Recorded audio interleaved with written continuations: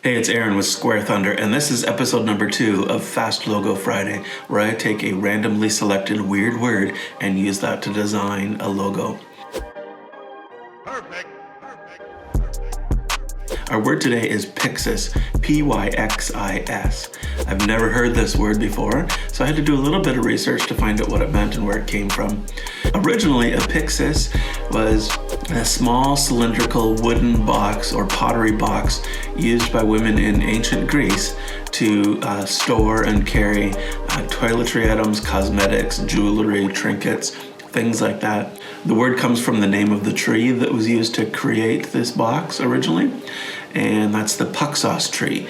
We call it a boxwood today. In our design here, I'm kind of thinking of doing something that relates to that box theme. It also makes me think of pixels, the small elements that make up digital images. So again, we're referring to that box or that square theme. So I'm probably going to go down that road in the design decisions that I make. It turns out that PYXIS is also a machine or a medical device used to automatically dispense medications. What I've decided to do is we're going to design a logo for an app that would be on our mobile device, where we might use that app to monitor and track our prescriptions. So PYXIS is a small box, and we're going to use it to virtually carry our medications. This, again, I need to remind you, I'll say it many times, that this exercise is a logo design exercise. This isn't a branding exercise. I'm not creating a full-fledged brand here. But I'm kind of thinking of who the end target might be, the customer, and what their needs might be. So we're thinking of this is going to be an app, and we're thinking that it will be used by a certain demographic of people who are on medication and would need to track that. PYXIS, it's a neat word. It has some neat background behind it that gives us some insight into some of the design decisions that we might make. So let's dive into Illustrator now. We'll see what we can come up with in terms of the design of this new logo based on the word PYXIS. And keep watching till the end. You'll see some mock-ups and the way this logo might be implemented in its final context. So before we get into Illustrator here, the first thing I always do is start out with a pen and paper and just sketch out some rough ideas. I'm really not using anything special for tools. This is just a Faber-Castell felt tip 0.5 millimeter black pen. It really is literally what I had handy laying around on my desk, and I just grabbed a sheet of paper out of my printer. So really what I'm doing now is just exploring some ideas. I'm looking at the way the letterforms work together. I do some at bigger scale and some at smaller size just to see what works. Exploring some shapes for the different letters that are going to make up our logo here.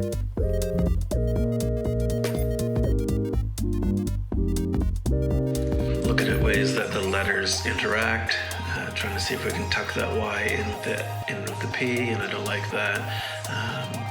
Trying some uppercase, some all caps, some lowercase. Sometimes I'll drop out some guides to keep my letter height consistent. Sometimes I just do it by eye. Not sure about the I running high with the dot, the lowercase I. I think I prefer the uppercase. Started with a swoopy little curved form on the Y. Didn't like that. I think I really want to stay with more of the box shape. Originally, when I started thinking about this logo, I was thinking of kind of doing an 8-bit low-res pixelated kind of a style with it.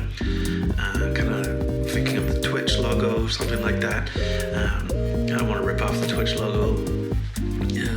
Trying to look in here at a kind of a Greek Roman form, some serifs, and sort of an engraved font style, and I don't think that's appropriate here for this logo.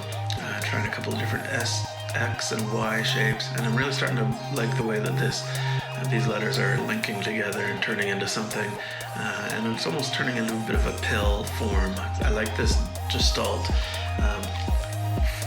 situation where they're all kind of tied together in one solid unit, and I'm starting to like that and bring that that shape around there like that, just tie it together with a pill. Try another one here. I kind of like that Y, but it starts to look like a 4, and it gets, I think we kind of damaged the readability of it all. This next version here, I think, is where I'm going to start when I jump into Illustrator, see if I can recreate that and see what we can come up with. But I think I'll also try something like a low-res 8-bit kind of a style too. But let's jump into Illustrator and see where we get. Alright, so as we jump into Illustrator here, I'm throwing out a couple guides and starting to build out some very basic shapes to start creating the letters. We got the X, we got some vertical strokes, and starting to mess with the widths of those. Get some horizontal strokes to build out the P. And then I'm taking the X and I'm going to use that as a jumping off point for the Y. Bring that over here and just massage the shapes and the proportions here a little bit. Make a little bit of room for the Y to fill out, and I'm going to tighten that up a little bit, bring the descender down, and I'm finding that it's a little bit too splayed out horizontally, so I think what I'm going to do is just, after I round out the corner of the P, I'm going to bring the Y over and tighten that up a little bit, and just tweak the angles here a little, make sure everything's aligned nicely together. And starting to make sure the spacings are the way that I like them. Get these two top edges lined up together, bring the I over, and now I'm going to start building out an S. And for this, I'm really just starting with the same, keeping consistent with the line widths, and bring that around and bring those shapes together and round off the corners. Pop in an outline view for a second to line things up, and now I'm going to bring the bottom part of the S down and line that up with the descender of the P and the Y, and bring that leg over, and I'm going to copy that shape and bring that over so we've got a consistent line across the bottom of our logo. Make the S a little bit wider. And now I'm going to take that same line and bring it around.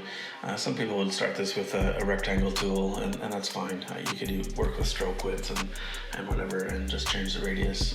This is just the way I chose to go about it at the time.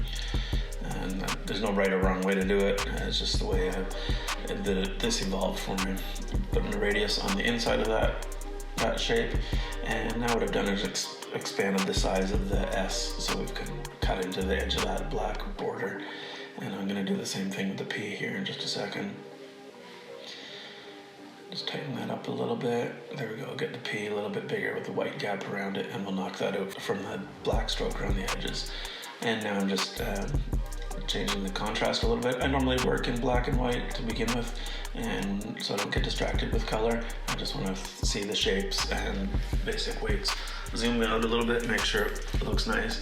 Now I'm going to start in with the 8-bit version, the pixelated. So I've dropped out a grid, and I've snapped everything to the grid, and I've duplicated a small square a bunch of times. And what I'll go do now is just start deleting some of those squares to start forming the letter shapes. To be honest, I really don't like how this one turned out, so I've sped it up pretty quickly here for you, but I wanted you to see the process and see where we went. The S was a pain. I really just didn't like it at all. So what I did is I jumped over and got a font, a bitmap font. I think it's called VCR or on-screen display or something like that, just from Defont. So I typed out the text, scaled it up, just delete that original version altogether. I really don't care for it. Added a stroke to that text and bumped up the size, and then as I zoomed in, I saw that it was starting to do something interesting, so I tried to break out the colors between the stroke and the fill of the text to see what that would do there. I kind of like it, but it's not where I ended up going with this logo.